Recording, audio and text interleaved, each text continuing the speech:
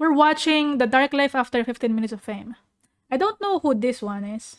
Red-haired. This one is this the island boy? I think it's an island boy, yeah? And this one is the Tuah girl. Okay, let's watch this. Whether they wanted to be famous or it happened by accident, these viral stars went from regular people to having millions of followers overnight. Oh, yeah, okay. However, the quicker the rise, the sharper the fall. And today we are going to discuss how these people used their 15 minutes of fame and how nearly all of them ended in disaster. Wait, did the Island Boys just become famous because of their song? From Instagram? Or maybe TikTok? Is that the reason why they become famous? Or is it because of their tattoos? They just look interesting and they're twins. That's why it's like, oh. Never mind. Maybe he's gonna talk about it actually. Starting with the Backpack Kid, who is a perfect example of making all of the wrong decisions during a brief stint in popularity. I don't know Before who this TikTok is. became the go-to app to share mediocre dance moves to a global audience, 16-year-old Russell Horning was bored, uploading dance videos to Instagram with zero expectations. Initially, his signature dance style was funny. His core was stiff, his lanky arms just kind of flailed around while he stared emotionless into the camera. Additionally, he often wore goofy outfits and chose to dance to silly songs. I think that's... I don't know if it's mean of him to say that he wears goofy outfits. I think he's just wearing normal outfits. It's just that he's very lanky. That's why the clothes are big for him. Is he wearing goofy outfits? I think these are normal outfits. Normal people wear, like a shirt and pants. What do you mean goofy outfits? What's so goofy about this? This is not goofy at all. This is normal.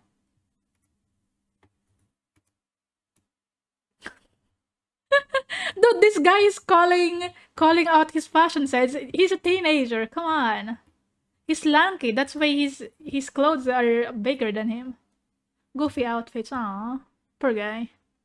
Even though I don't know anything about him. Dora? Russell was extremely recognizable after watching just one video, which led to him gaining a small following on IG. But his entire life changed when Rihanna posted one of his videos to her 54 million followers. She tagged Russell in a post celebrating her Grammy nominations, and he gained over 40,000 followers in... Oh, Rihanna posted about him. That's how you become viral. I need a shout out from someone with millions of followers.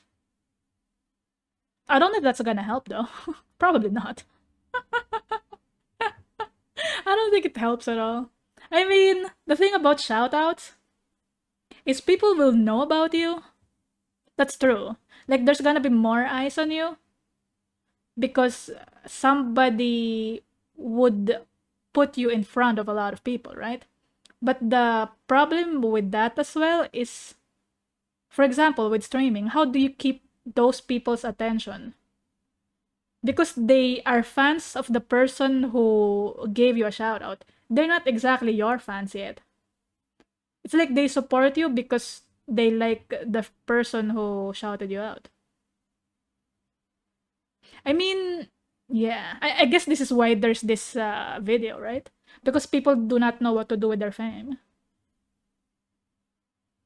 What am I saying? The brighter the burn, the quicker the burnout.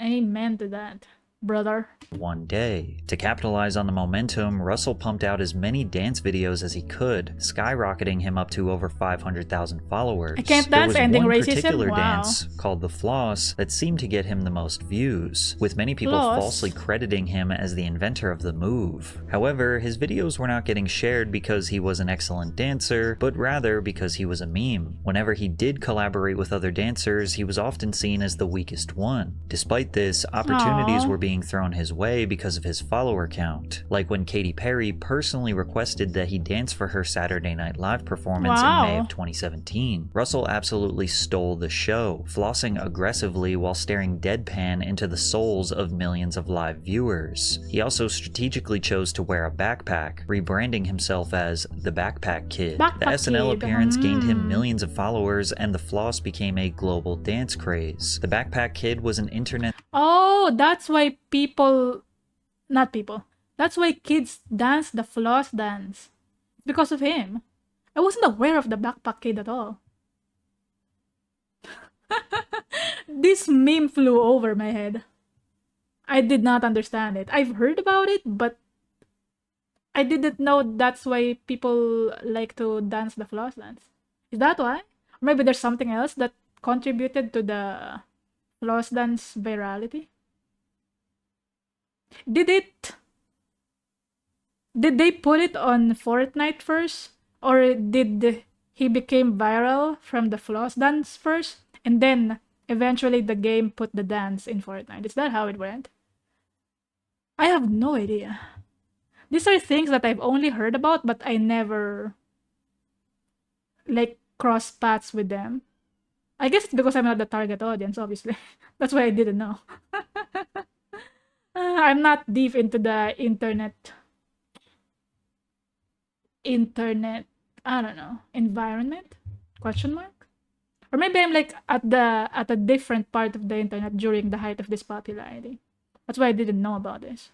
Could be. Sensation, but he made a few key mistakes that ultimately led to his downfall. Firstly, Russell took every interview and press opportunity he could get. Viral stars will get thousands of dollars thrown at them just to do collaborations with media outlets, podcasters, or live entertainment companies. So what, you were just getting paid to go show up at parties and shit like that? Yeah, clubs and parties and festivals and performances and stuff. So you just pop out on stage, you do the dance, everybody goes crazy.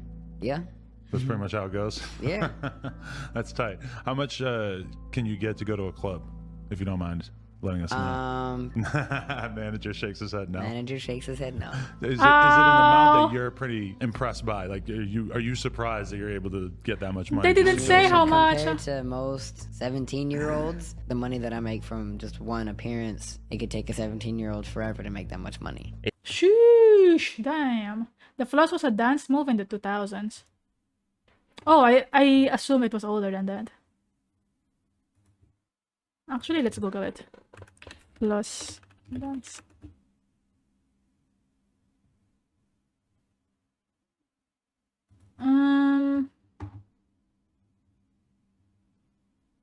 Earliest instance of the dance being promoted on the internet was in 2014, clip by the YouTube channel J2 Studios. Featured in 2017 video game Fortnite Battle Royale. Okay, let me see.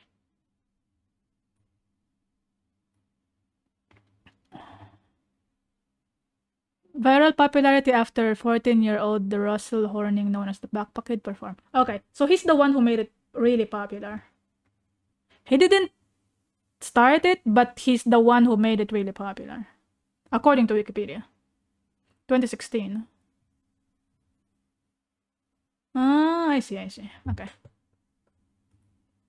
It's hard to blame someone for making easy money. Then again, the overexposure bothers people because they perceive Russell as a one-trick pony who doesn't deserve thousands of dollars or recognition from these big platforms. Remember before the internet when you actually had to do something to get famous? Before the internet, when you actually had to do something to get famous.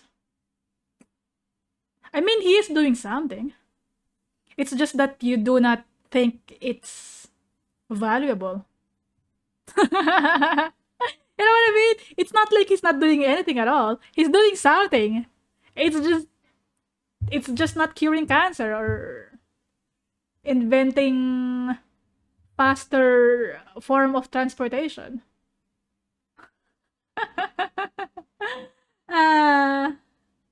It's causing cancer. Oh no! It's the opposite of inventing cure for cancer. Oh, poor guy. But then reasonable criticism turned into straight up hatred. He looks like one of those inflatable aliens you win at an amusement park. This kid man child thing scares me. This person has never seen a teenager in his life. Kid man child thing? He's a teenager. What do you think teenagers look like? Yeah, I don't think this guy has ever seen a teenager before. Oh no. This is why it's difficult to to put yourself out there. Like this is why there's a lot of VTubers, okay? One of the reasons why. Because if you put yourself out there with your real face and your real body, people know what you look like, they're gonna say a lot of mean things. Or maybe not. Maybe they wouldn't say mean things, but you know. It's just out there. Ah, poor guy. I mean, why do you say poor guy? He's rich. Rich guy. That's my joke for today. He's not poor guy, he's rich guy. There you go. Since he became famous for literally one thing, he had to branch out and try to find other ways to entertain his audience. So he decided to pursue music, releasing one of the worst songs of all time, Flossin'. Although Russell claimed that he was passionate about music, his songs felt like someone who was barely trying or maybe even just joking, rather than a serious artistic endeavor. Virality made Russell feel pressured to just keep doing what is paying the bills, so he resorted back to his one dance move, which ultimately led to a situation where he tried to perform on a stage that he was not wanted on. Oh no.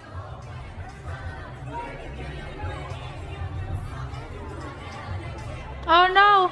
Whether it be main character syndrome or just a simple misunderstanding, his dance move lost all of its appeal, and doing it made him seem like he was desperately hanging on to his viral moment, which was made 10 times worse when he filed a lawsuit against Fortnite for putting the dance in their game. That's a bad move. He didn't really invent it, he just made it popular. Why would he sue Fortnite? He's gonna lose all his money. All that money he made, he's gonna go to the lawyers. Oh, this is why it's so good to be a lawyer. If you are not sure what kind of course you want to take in college, or if you don't know what career path to choose in life, it's really good to be a lawyer. Oh shit, I didn't know. Well, now we know. He tried to sue Fortnite. I feel like that's a bad move, dude. It was really my mom and my management that did the lawsuit. I'm kind of just a kid having fun in life. I'm just letting the adults do all the busy work. Oh, I guess so. That makes sense. The other adults, the real adults, are the one who are in charge with his money and what he's supposed to do. I guess that makes sense. I don't really know the law like that, so I can't really say if they're like taking advantage of me or anything like that.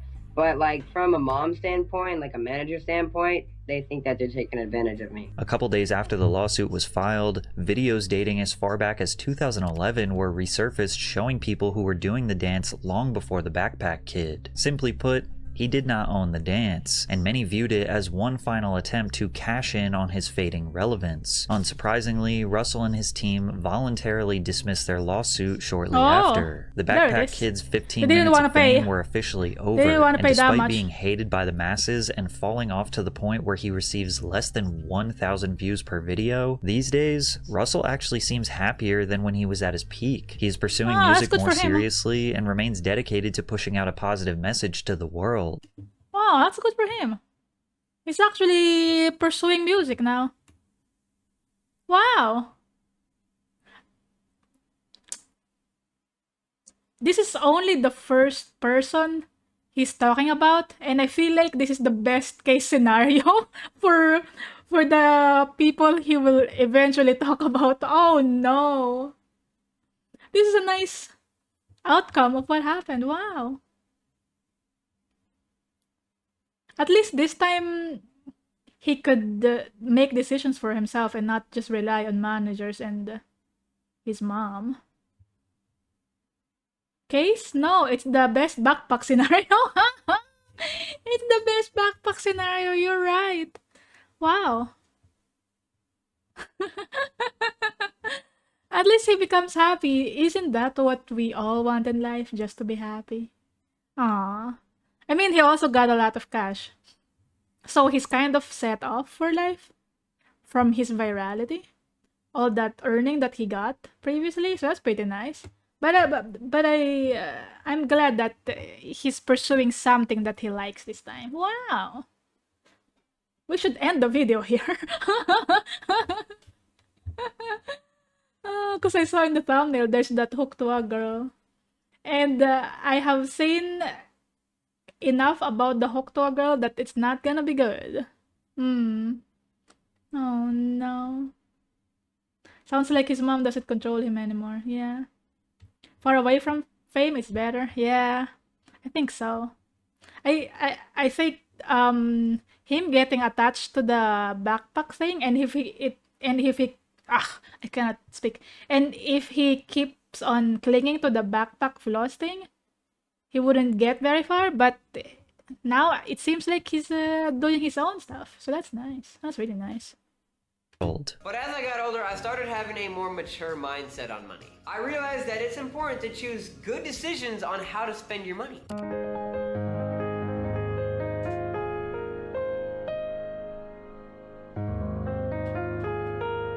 When the world criticizes you, do an anti-vaping commercial for the American Lung Association. And of course my first thoughts were, oh yeah, cause I don't vape, I don't smoke, I definitely don't encourage it. Then again, he openly accepted the opportunity to be on Kaisenat's stream where he was absolutely embarrassed by Drewski. Oh, they embarrassed him. Wow. Who is this guy? Damn. He's just playing, dude. They invited him, and this guy just plugs out the keyboard. What the hell? Look at Kaisenat. He did not expect that. Or probably he did, I don't know. I thought like Kaisenat is a pretty chill guy. I don't know about these people though.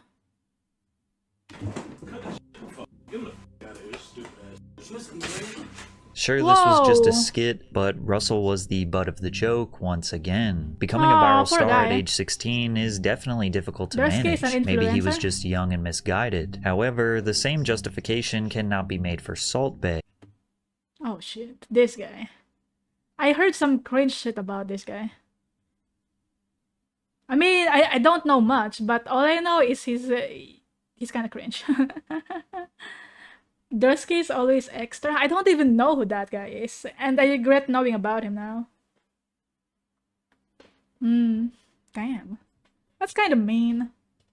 He was just chilling, man. Who is a grown man that should have known better than to be acting like a fool. In 2017, a video of Turkish chef Nusret Göçe went viral of him dramatically slicing steak, then sprinkling salt from his fingertips down his forearm and onto the meat. God, I want that what steak, made this so ridiculous was his dedication to making salt sprinkling look like some sort of fancy artistic technique. Combine that with his handsome Johnny Depp resemblance, and the internet gave him the nickname Salt Bae. Salt Bae didn't just embrace the meme, he became it. He continued posting obnoxious videos of him caressing raw meat, dancing with raw meat, and of course his signature caressing raw meat. What a combination of words. Caressing raw meat for the internet, for the gram. salting. He was shouted out by celebrities like Leonardo DiCaprio, Drake, and even cooked for the King of Jordan. The internet fame didn't just gain him followers, it launched his career as a global restaurant owner. He launched and expanded his Nusret Steakhouse empire to over 20 locations worldwide, racking up tens of millions of dollars in revenue. However, with more exposure comes more criticism. Many began to wonder if he was actually this mystical, passionate culinary artist, or just another guy trying to cash in on some fame. One major critique was the outrageous prices at his restaurants that 1,000. Is this in dollars?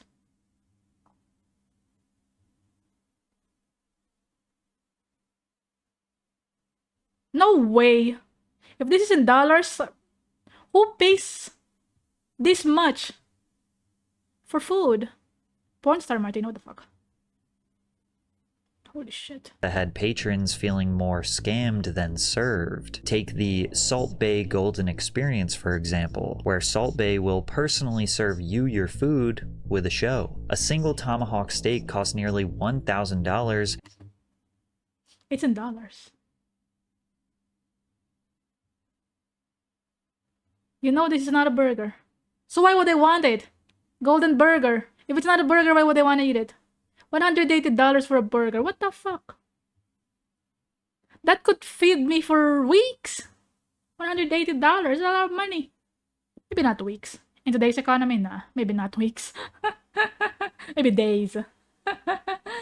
You'd be surprised. God, who pays for this?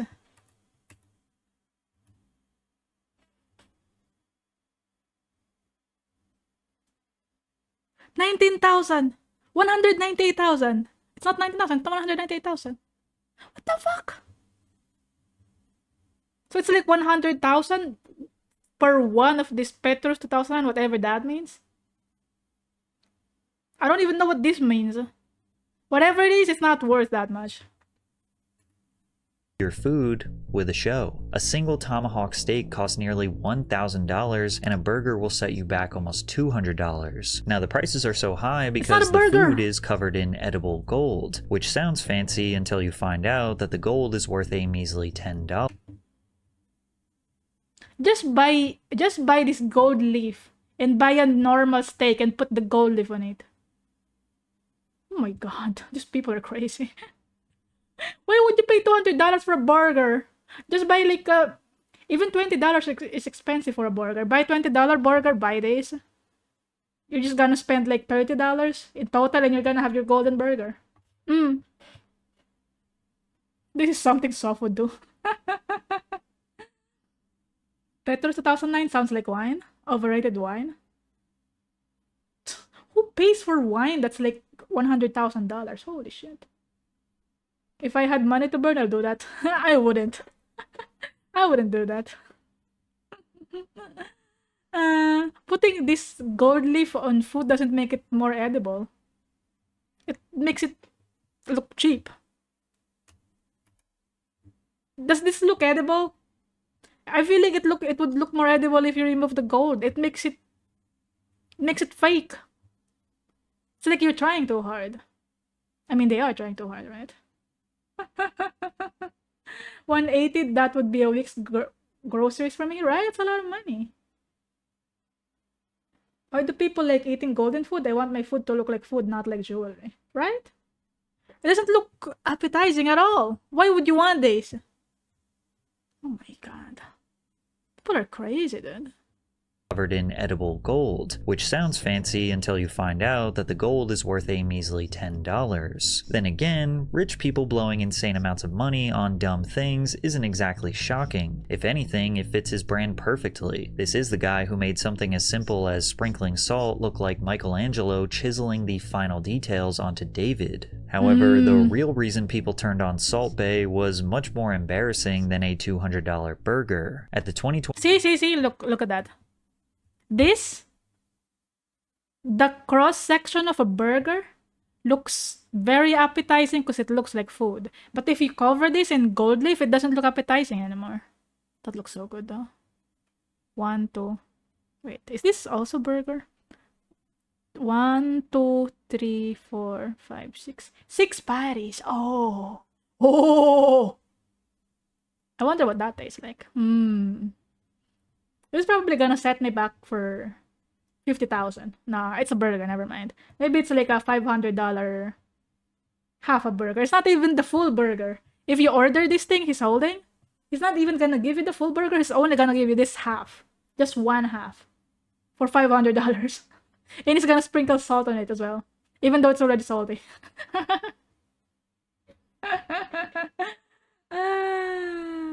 Oh shit. Turned on Salt Bae was much more embarrassing than a $200 burger. At the 2022 World Cup, after Argentina defeated France, Salt Bae somehow ended up on the pitch celebrating the victory with the team. How did he even Wow. get there? Cameras caught him pulling on Messi's arm, practically forcing him into a handshake. Messi, the greatest football player of all time, clearly was just wanting to move forward, but Salt Bae would not let go. Messi finally gave in and shook his hand just to get it over with, but Salt Bae held on tight and pulled him into Wow. a photo. You can see it all over Messi's face that he had He's no not idea comfortable. who this guy was or why he was even there. It was clear Salt Bae was trying to steal this big moment for himself, but it gets worse. He grabbed the World Cup trophy like he won the damn thing, and Wow. even did his signature salt sprinkling move over it. As if that wasn't cringy enough, he was posing for pictures with players with their medal in his mouth.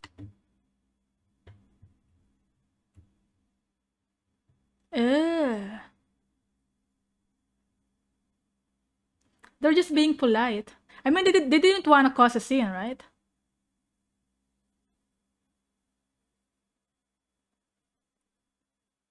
And how do they know that this ID is legit? Maybe he just stole it from someone. This ID. This is so cringe. Holy shit.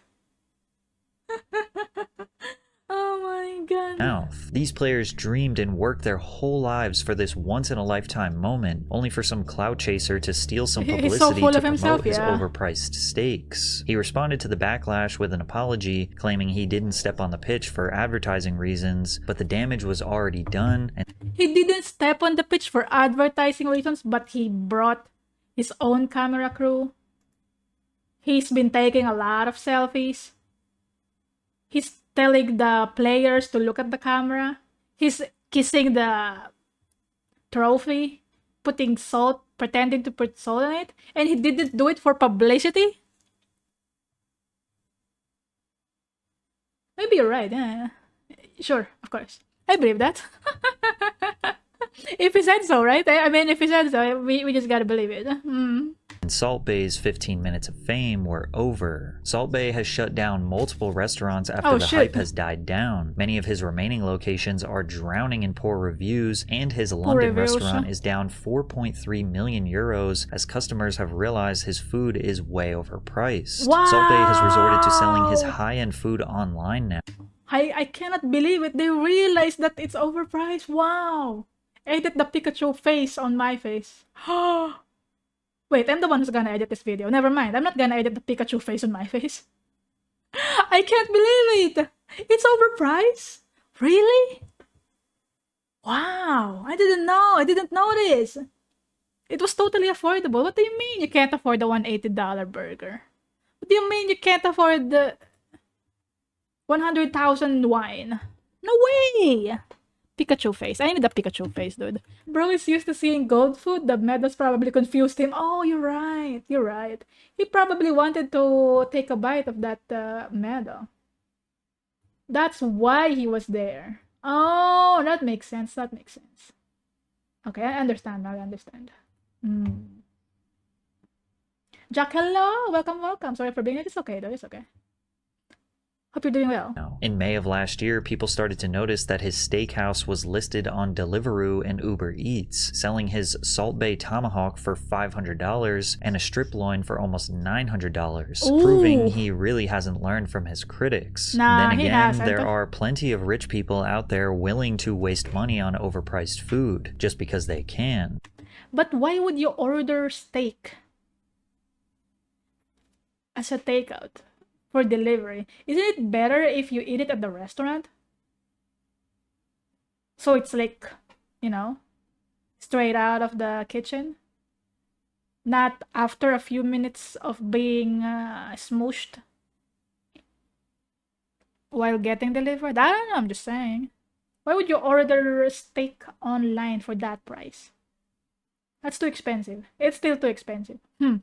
And his virality and social media following alone will easily keep him in 53 business for the M rest of his followers. life. But if you think Salt That's Bae true. was making a fool of himself, it doesn't even remotely compare to the Island Boys, whose fall off is much more disgusting than you could ever imagine. The Island Boys are a duo made up of twin brothers Alex Fly Soldier and Frankie Kodiak Red.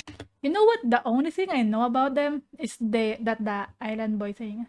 Island Boy! That's the only thing I know about them. And another one is they kiss each other. Wow, what a thing to know about people on the internet, right? they got that Wincest going on. That's all I know about them. And also, it's not because I encountered them in the wild world of internet. It's because every now and then the Vinky twins pop up on my feed because I'm a VTuber, right? So I follow a lot of VTubers. I used to follow a lot of VTubers, and there's a lot of like VTuber related tweets that I see. So the Vinky twins also showed up on my feed, and they're like, "We are not the Island Boys because we don't kiss each other," something like that. And I'm like, "Oh." And then I googled the Island Boys. It's like, "Oh, they look similar, huh?" But the Vinky twins don't have this much tattoos on them, I think, from what I remember. That's how I know of them. I did not want to know them intentionally. I wish I didn't know of them. Ah, that Twinses though. Twins are sexy. These guys, I don't know. The only thing I see is their antenna. Yes. This is the antenna for repelling potential mates. The mate repelling antenna. Are we sure those guys are not Xenos? Oh shit, they could be Xenos. Romulan Star Empire would like to have a word with the island boy on the right. Oh shit. 2 aspiring Florida men covered in face tattoos who blew up overnight in 2021. I was about to say that makes sense because they're Florida men. But I don't know. They're from a rare species of Florida men. Florida men are interesting. I see. After they posted a TikTok video of them freestyling in a hot tub. Oh, I'm an island boy. I'm just island boy. I'm just island boy. I'ma get kiwi. People could. That's the reason why they got famous? Just this? Really? Oh, so I guess I have heard of them from this clip. Yeah, okay. I didn't know it's literally that clip that made them famous. Oh, I see. Holy. Okay, I see. Being viral is strange, huh? It's literally gacha. Who gets viral? Maybe it's not. I don't know. I can't say. Because I don't understand how this became viral. I guess it's because of the antenna. And they have so much tattoos. It's like, oh, that's interesting. Maybe. I do not understand, man. Love your video of Set's review of Prey. Hello, Sean. Thank you. Bloody hell, Florida man. Florida men that explain a bunch. Why the fuck do people find that entertaining? I don't know.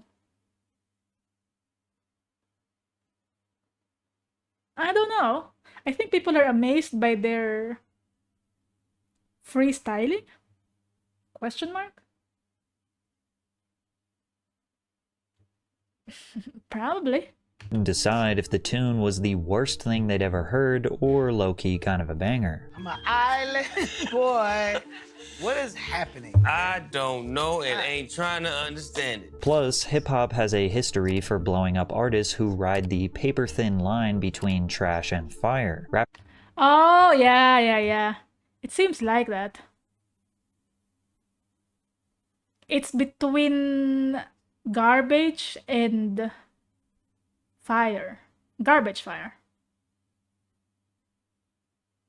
Because this is another thing that I noticed about getting viral or like getting famous on the internet. They're kind of cringe, right? It's like they're super cringe. At the same time, it's entertaining to watch it because it is cringe.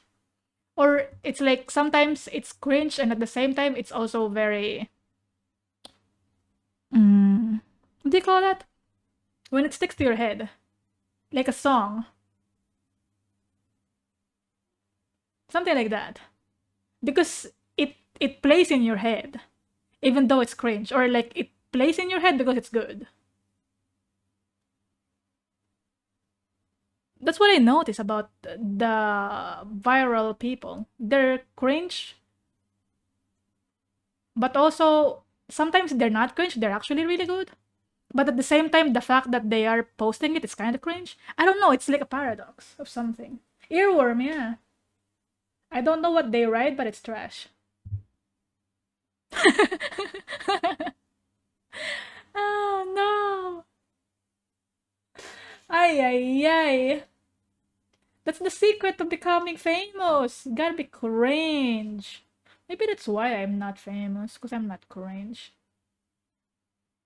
I need to be cringe, I think. Because I want to be famous. And popular. Why? I don't know. I don't know why I want to be famous. Everybody wants to be famous, right? You too can go viral with mediocrity by having weird hair and tattoos. Oh, I have tattoos already. I'm halfway there. As about as popular as trash fire on a sidewalk, it's nice and warm for a while, but it goes out eventually. That's a really nice way of putting it. You're right. As popular as a trash fire. Oh. Fire. Rapper Kodak Black even offered them a record deal after their viral video, which is insane because this wasn't even a real song yet, just two goofballs mumbling in a hot tub. They turned down the deal, claiming that they wanted to stay independent, but this was a huge mistake. They believed they could make it on their own talent, but if we're being honest, most of their fame came from people clowning them. I played this song at my sister's funeral. She got out of the casket to shut it off. Thank you, Island Boys. This is the 0.01% of germs that... Oh no! They're the unkillable germs! Oh, this is such a good... This, though. This is so good. What a nice line. The 0.01% of germs that bleach can't kill. Ah, I should use that. That's such a good line. Bleach can't kill. When they decided to finally cut the record over a beat and released it with a music video, it was somehow worse. This the type of hidden talent that should absolutely remain hidden. Like many other viral stars, they were paid to do appearances at clubs, which became a prime example of when social media meets reality. At Miami's Club Live, the audience began booing the Island Boys on stage.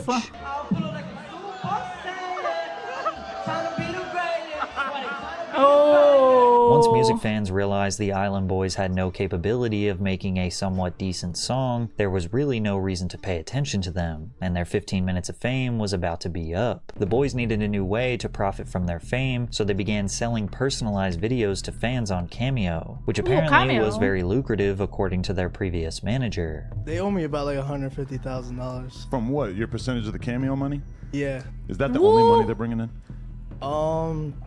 Mostly, maybe a little bit on TikTok, but I mean, it's pretty much run dry at this point. Right.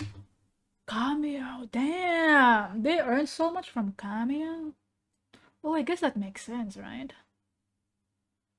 If you just want them to say something silly. And the point of their being famous is like people are clowning on them. So you just take it to another level and then make them say something more cringe than that. If there is something more cringe than that, that's the question. I mean, probably there is, right? People know they're bad. Yeah, it seems so. It seems, yeah, people know they're bad. They just wanna have fun and be entertained. That's why they became viral. Please don't be cringe. Too late. I'm already cringe. I'm already Island Snake. Right. How many cameos are they doing? When I was with them, they was coming in hot. They were viral. Like it was going like 2-3 hours a night straight cameos. But with them spending all of their money on designer clothes, jewelry, cars, and mansions, they needed to keep going viral to maintain this lifestyle. Oh shit, which they almost spent their money always already. resulted in them making absolute fools of themselves on the internet. Yeah, she likes the way you look. She thinks you looks good. What? Why am I watching They also this? might have needed some money to hire Why am I security watching because the this? gangster persona was not convincing enough.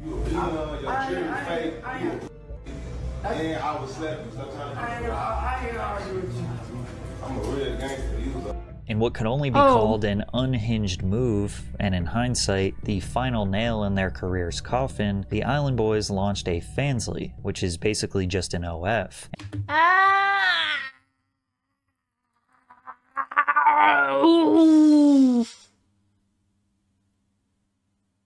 Why am I watching this? No.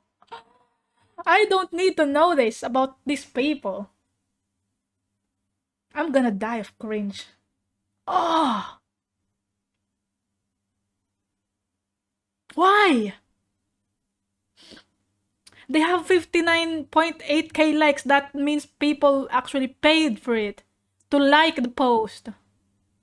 People paid for this. Why? Why? I don't get it.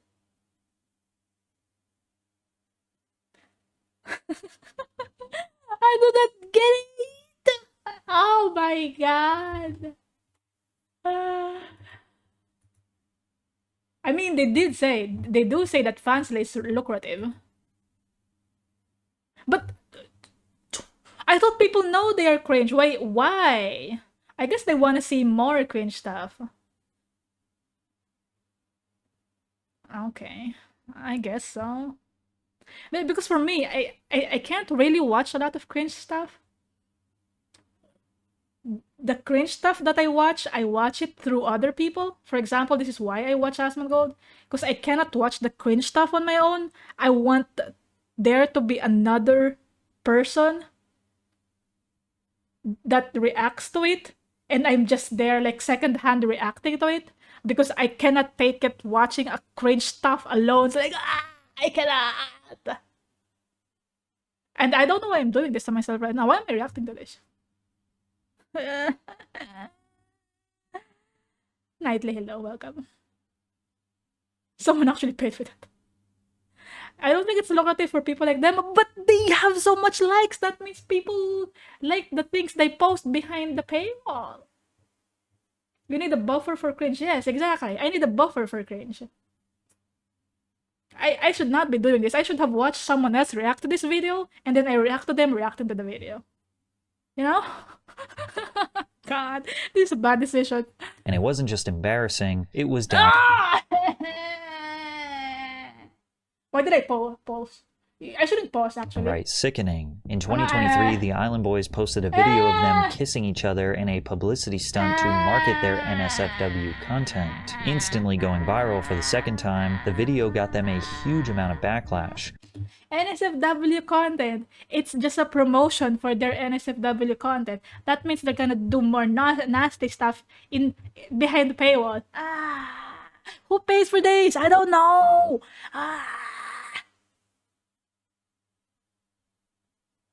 I need some bleach.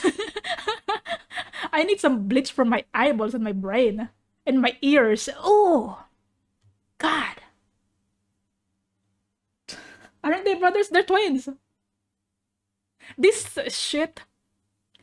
twin shit should only stay in fiction. This should not exist in reality. This only exists in fiction. Don't make it a real thing. It's disgusting. I'm glad they do it behind the paywall. Means I don't accidentally stumble upon such horrible things. With many calling it outright incest, which it is. The twins insisted it wasn't sexual and was Straight only meant males. to get a reaction, claiming that they just wanted to see how effed up this world is. And it turns out they were right about this world, because after their kissing stunt, it was reported that the Island Boys made almost $400,000 in 3 months. See? It's profitable. Look at that. My goodness. They spent heavily on luxury, including 1.67 M and 494K on jewelry. Well, they spend it right away, though. Damn. Oh my god. The paywall is there for our protection. That's the rule. Ay. I'm gonna go for a walk. Need to get out and get some fresh air. Yes. Yes. That is a good decision, brother. You need some fresh air after hearing all this stuff. just on their NSFW content, temporarily funding their lavish lifestyle. But of course, this resulted in more public humiliation. What's going on with the shit that's with you two kissing each other and shit? Bro, shut your ass up before I break this Dude, hey, yo, that ass, I would love to see you try that shit. Bro, what are you Oh, I shit. would love to see you try that shit. Oh, they're gonna fight. Bro, what? Oh. The desperate attempts to remain in the spotlight, combined with a severe lack of talent and expensive lifestyle, Oh, has no. led to incredibly lows for the Island Boys. Kodiak Red was arrested for drug possession and an illegal firearm during a traffic stop. During the stop, a plastic bag containing white pills was found on the passenger side floorboard in plain view. The pills were identified as oxycodone. A further search of the vehicle uncovered a brown handbag containing a handgun with its serial numbers removed, along with a cut straw with a white powdery substance. These That's not days, they good. pretty much spend all of their time promoting their NSFW content, and trust me when I say they went much further than just kissing each other. Stop talking. There's more. But wait, there's more. Oh, God. This guy is doing research. He digged all of this. Maybe since they promote it, you don't really have to dig deep to find this information about them, but damn. There's more. It's not over yet.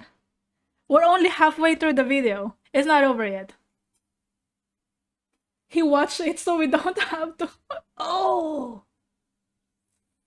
And if we're being honest, this will likely remain a consistent income stream for them, as there are definitely still a ton of people out there that are willing to pay to see this type of degeneracy. But unlike the Island Boys, sometimes we actually find ourselves rooting for a viral star. We hope that they become successful after their 15 minutes are up. Like, I knew it, dude. I knew it. The first one, the backpack kid, so far is the best scenario out of all these. He started with a good one, huh? That's how he got me. He started with a good one and then it goes downhill from there. Oh. the case of Mason Ramsey, who became a breakout star when a video went viral of him yodeling in the middle of Walmart in Harrisburg, Illinois.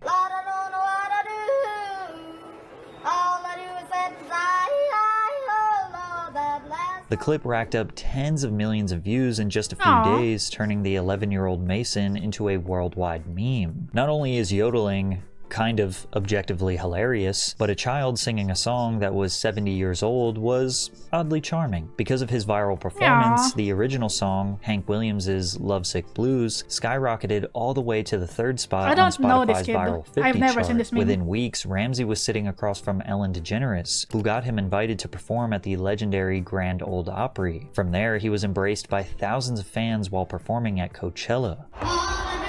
Wow, he performed in Coachella. Wow. Aww.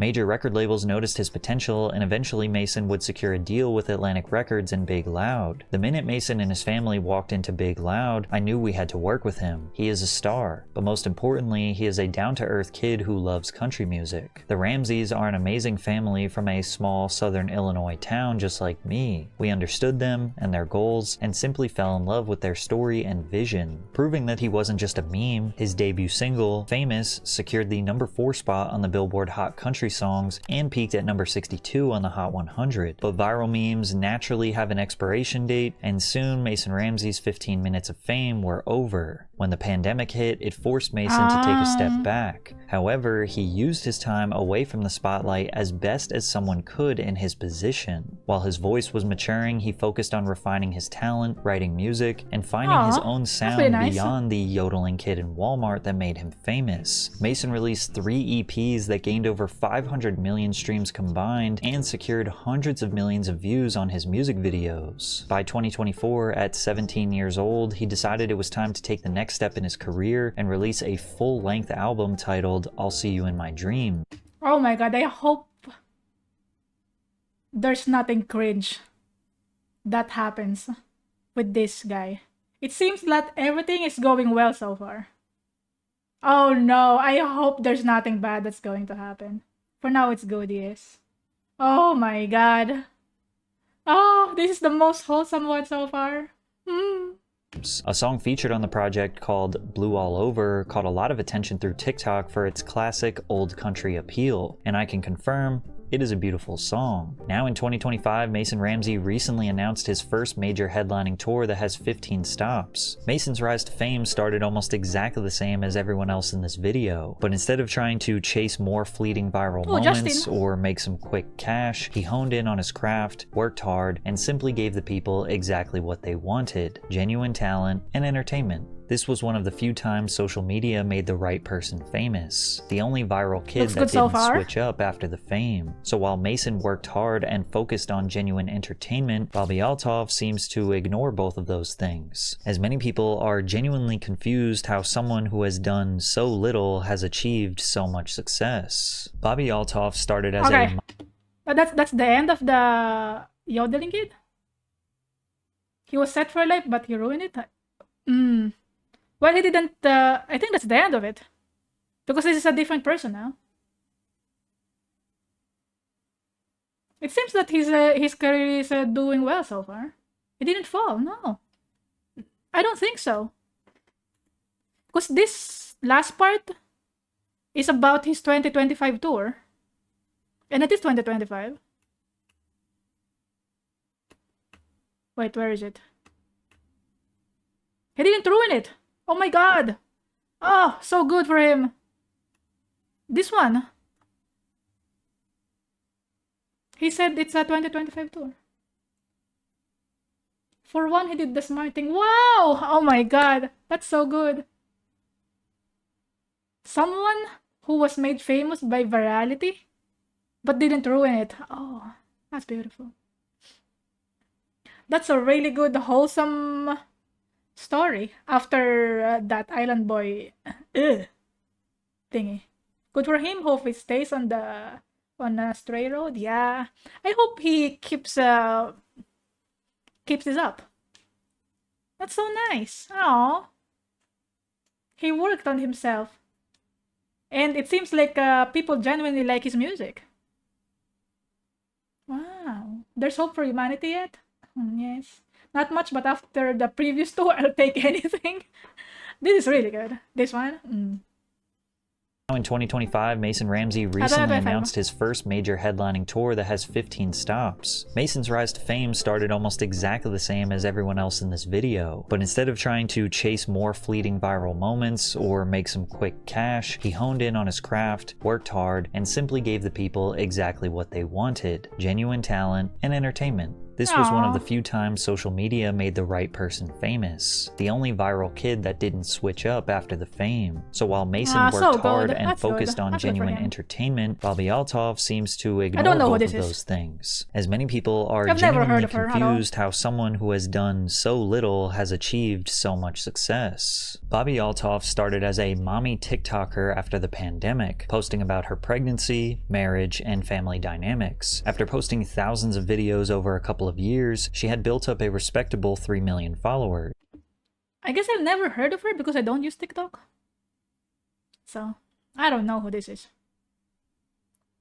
However, TikTok wasn't paying the bills, and her marriage wasn't doing too well, so the wholesome family content was about to come to a screeching halt. She said, "I saw this video of a girl talking about how much she made from her podcast, and I think I mentally decided that she made at least $300,000 a year on her podcast alone. And I was like, that's what I need to do next. I need a podcast." Her large following helped her land her first celebrity guest, Rick Glassman, who is a comedian and actor. And in the first podcast, fans got to see Bobbi in a totally new light. She was seemingly a socially awkward valley girl, giving off the vibe that she didn't even want to host her own podcast. The way your eyes are looking, it seems like you're not listening. I'm listening.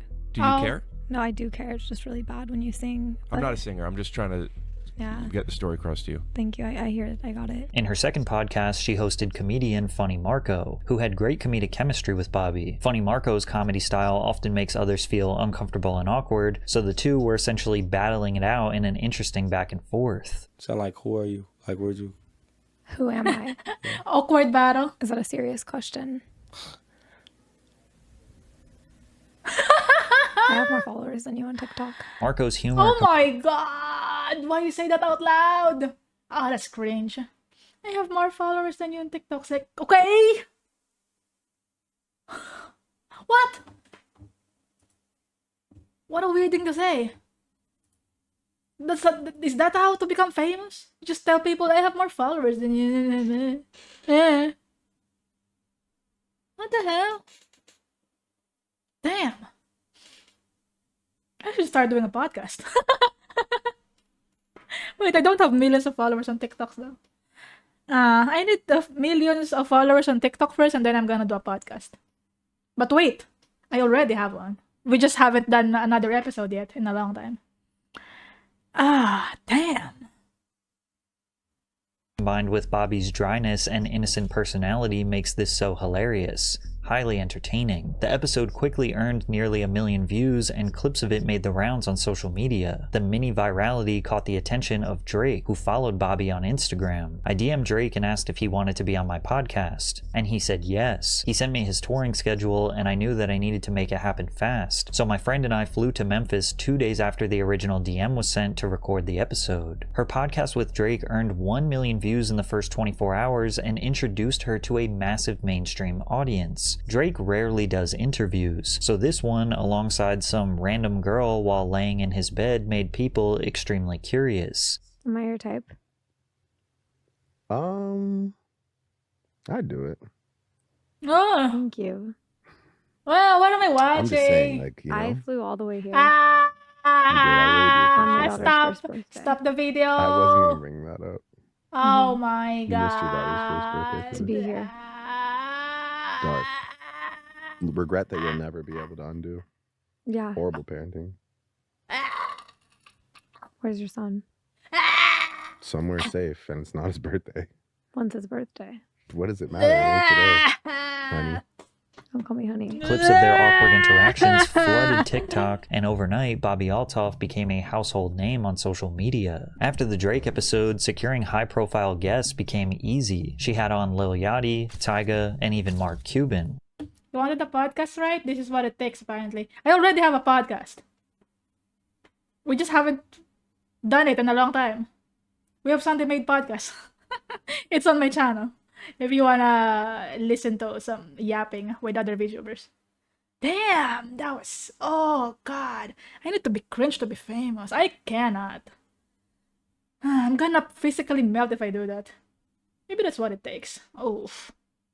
Her style of bored, sarcastic humor became her signature, and people seemed to love it. But just 3 weeks after the Drake interview was posted, which now had over 10 million views, it was mysteriously deleted from her page, and he unfollowed her on Instagram, sparking a ton of speculation. Deleted. While fans were trying to figure out what happened, people were reminded that Bobbi skipped her daughter's first birthday to interview Drake, which didn't seem to sit right with people, especially because Bobbi used to be a mom-focused TikToker. When Drake calls you a horrible parent, you know you effed up. Rumors also spread that Bobbi slept with Drake and divorced her husband just to do the interview, which she vehemently denied. But it is true that she divorced her husband, but the reason her and Drake's relationship soured was never revealed. So many people came to the conclusion that she was nothing more than an industry plant, basically meaning that she didn't organically earn her virality, but rather she was handpicked by people behind the scenes and artificially pushed into the spotlight, using Drake's fame as the catalyst. The main piece of evidence for this theory was that she signed to the WME Talent Agency, one of the biggest talent agencies in the United States, representing a ton of Hollywood figures, including Drake. Well, you got a great agent, and you got a great agency, and you got great guests. Regardless if the rumors were true or not, it gave even more of a reason to dislike Bobbi, and her comedic style got old very quickly. Listening to her uninterested voice is like nails on a chalkboard, and while most of her interviews she is the one driving the conversation, there were frequent moments where celebrities got tired of her shtick mid-conversation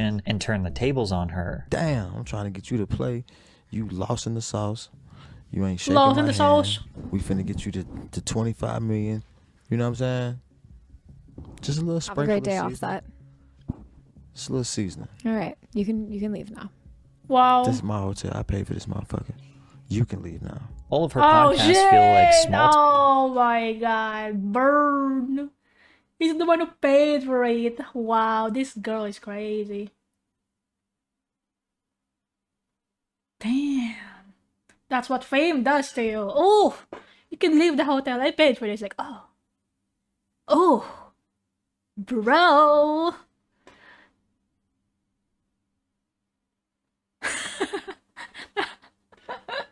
Girl, I paid for this hotel. What's the point of those tour company if that was the case? I don't know. I guess for this case, for this current 15 minutes of fame person, maybe the conspiracy is true that somebody powerful was pulling the strings because she has a really good agent. Or maybe the person who's the agent, probably just chose the right person. And I mean, the question is, did they really choose the right person? I guess so, right? Because they still got a lot of views from the podcast. It worked for a time. I can't say. I cannot fathom these numbers, and I cannot fathom this kind of popularity because I've never been there. I'm just assuming. Talk while waiting for something to actually happen. It's just simply boring. Ironically, her revealing that she was just playing a character actually became worse for her because the little mystique she did have was now completely gone. In an interview on the Women on Top podcast, she explained why she embodies a satirical alter ego on social media, saying, "Being myself doesn't get views. I had to go where the money was." Oh, you shouldn't say that out loud, dude. You can only say this out loud if people will stay regardless of what you say. But I feel like with viral people, it's like thin ice. People are there because you are famous and they're kind of curious. They watch you because they are curious why you became viral, I think, right? For the most part, people become more and more viral because the audience wonders how they became viral, and so they check you out, even though they're not really fans. They don't become your fans right away as well. And they're not solid fans either. Because, for example, with the podcast, they are usually fans of the people she interviews. They're not fans of her exactly. They are fans of the people she interviews. So, in that case, you shouldn't say this out loud that early. You should say this when you already got all the money that you want. If you're ready to go down. If you're ready to go tumbling down the money pile. Probably, right? And also the thing about that is that's the mystique behind her, that she's kind of sarcastic or like she's not interested. And that's another thing that people would probably, that's another reason why people would probably watch her, because she's like, why is she like this? And if you explain that, well, why would people watch you now? You shouldn't explain it, just do it. Don't over-explain stuff like what I'm doing now. I am over-explaining right now, right? I'm just over-explaining one sentence that Patrick Sisi said, and I am not doing myself a favor. This is what it means to be a React creator, okay? Do not reveal the secrets. Do not reveal who you are. If the money is where you put the mask on, do not remove the mask. Like Dream. When Dream removed his mask, it was over. Now that one I am familiar with because I've watched people talk about Dream, even though I don't watch him. I just heard about it. Anyway, yeah, that's what I think. And her playing the character of someone who is bored and uninterested is just not a sustainable style for long-term success. You have to be funny as well. If you wanna play this kind of character, I think it could still work. Because dry humor is funny, but you have to be funny. The things you say should be funny.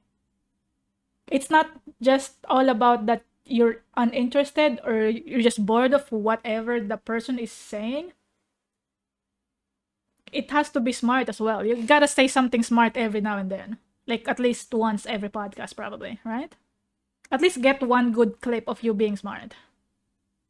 I think the dry humor is fine. uninterested humor kind of deal. But maybe she's not that funny. I don't know, man. I don't watch her. Awkward and cringe humor can work, but in short clips, not hour-long Yes, podcasts. exactly. In response to the backlash, she tried to just be more herself, not trying to be so awkward and even remove the dead air moments from the pod. But all that did was reveal that she is just a subpar podcast host who is only doing it for the money. Although her 15 minutes of fame are over, she will likely remain a lingering socialite as long as she is signed to a talent agency that can get her celebrity guests. And on TikTok is where you will still see her fan base praise her for putting in the least amount of effort possible. This story feels all too similar to the Tuah girl, with the main difference being that Bobbi didn't outright scam the few people that actually supported her. Walking around drunk in Nashville at 2 a.m., Haley Welsh and her friend Chelsea approached a couple of guys and asked them what they were filming. YouTubers Tim and Dee told them that they do on-the-street interviews where they typically ask about relationships, male and female gender roles, as well as provocative and sometimes raunchy topics. Chelsea asked Dee to make it a spicy one, implying that he should ask a question that might be a little edgy. Come on, you gotta get a spicy one. You want a spicy one? Yeah. So he did just that, only Megan's friend Haley would jump in and give an answer that would drastically change her life. You gotta answer this, you got it. What's one move in bed that makes a man go crazy every time? Oh, you gotta give him that hawk Tuah and spit on that thing. You get me? Hawk Tuah! After having a silly interview, Chelsea and Haley confirmed that they wanted their video to be posted to social media. You lie like Tim and D what? Like I was earlier. Yeah. That's it? Yeah. Okay. Tim and D TV. Alright. You said we better post that? Yes. Okay. Post it through. Alright. Post it, bro. She said we better post it. So don't come back trying to tell me, hey, take it down, I'm gonna sue you, this, that, the third. Tim and Dee posted the video to their Instagram account, which had tens of thousands of followers, and the clip immediately went viral, securing 1 million views on the first day and over 5 million views on the second day. The post spread like wildfire, being shared across countless meme pages and pop culture news reporters. The comments read, "She's a national treasure. Keep this woman safe. I'm moving down south. I'm tired of these Northeast women. If she don't hawk Tuah, I don't want to talk to her." This is so good. If she don't talk to her, I don't want to talk to her. Oh no, the comments are funnier. I came for the hawk to her. Tuah. On the surface, Haley appeared to be the stereotypical Southern belle, sweet and charming complemented by a thick accent. So her describing her raunchy bedroom tactics was a stark contrast. Within days, merch was being sold to capitalize on the viral traffic, but it wasn't until her first interview that we would find out more about the girl behind Hawk Tuah. What do you do now? Because now you have management, now you have a team. What are your plans moving forward? Like, do you want to still be the hook to a girl, or do you want to, like... I don't really want that to be like my image. Yeah. Like, hot to a girl. I don't see that being like my thing. You know? Yeah, I don't want to be known as that. You made a drunk joke, and the next day you have whole management behind you. This world is crazy. Haley took the typical path of a viral star. She hired management, and they immediately got her as much press as possible, jumping on various podcasts to talk about her rise to fame. She got paid to show up at events and hung out backstage with celebrities. She was being amplified to unimaginable levels, with Rolling Stone calling her a charming Gen Z Dolly Parton who's rightfully becoming America's sweetheart. Rightfully becoming America's sweetheart. Rightfully? That's questionable, but okay. Keep in mind that Dolly Parton is a generational talent who sold 100 million records in her career. Rolling Stone, of all publications, making that comparison just shows how they will say anything for clicks. Yeah, I think the writer for that one is out of touch. Or maybe the writer for that one doesn't know who Dolly Parton really is. Holy shit. What a disrespect.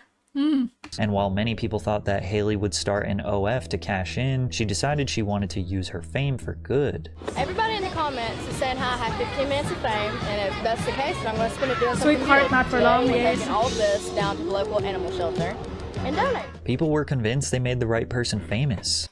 Hello, Shmongi, how you doing? Welcome, welcome. Nyoom, yes. But most viral stars struggle to earn a consistent income from their newfound fame. So in order to secure a sustainable revenue source, she launched the Talk Tuah podcast. Of course, and the immediately podcast. the jokes came flooding in. Hot to. Like an emphasis on like to. She said she doesn't want to be known as the Talk Tuah girl, and then made a podcast called Talk Tuah. Wow. Of course. Was that all a lie? Why are you always lying, huh?